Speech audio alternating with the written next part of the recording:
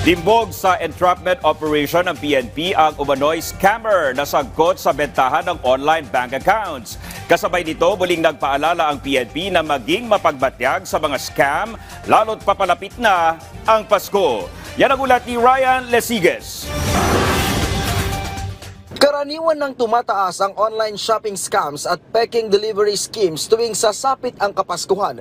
Kaya naman ang Philippine National Police paigtingin na ang mga hakbang para malabanan ang pagdami ng tinatawag nilang Christmas online scams. Ang nasabing hakbang ay kasunod umano ng patuloy na pagtaas ng fraudulent transactions at pananamantala ng mga cybercriminal dahil na rin sa dami ng holiday spending at parcel traffic. Kaya ang PNP Anti-Cybercrime Group agad kumilos. Ang online selling scam po, ito po yung merong legit na buyer na kung saan bumibili po sila online sa mga online shopping sites at ang nangyari po doon ay hindi po yun yung mismong product yung natatanggap nila or yung mismong item, kadalasan po ay substandard at kung makapagbigay man po sila ng down payment ay automatically binablock po sila ng mga sellers po or mga scammers po.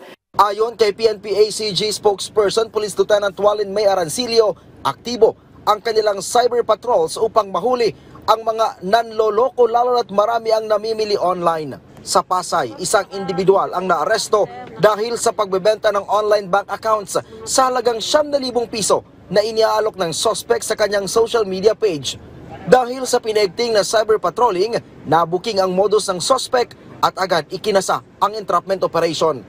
According po sa suspect, ang pera po na makukuha niya sa pagbenta ng 3 bank accounts na ito ay bayad niya po dun sa motor niyang hinuhulugan. And yung trabaho po ng suspect ay sa umaga po siya po ay rider at sa hapon naman, sa gabi naman po ay siya ay call center agent.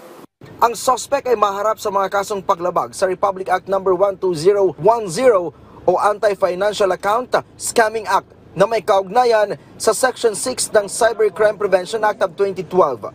Ito po talaga pag napunta sa mga cybercriminals, makukuha din nila yung mga impormasyon natin na personal at financial po at maaari itong gamitin sa mga illegal online activities po. Kaya talagang hindi po pwede na ipahiram o ibenta po natin ito sa iba. Paalala ng ACG sa publiko, magdoble ingat lalo na ngayong papalapit na ang holiday season kung saan sinasamantala ng mga manloloko na nais na kumita ng pera sa illegal na paraan.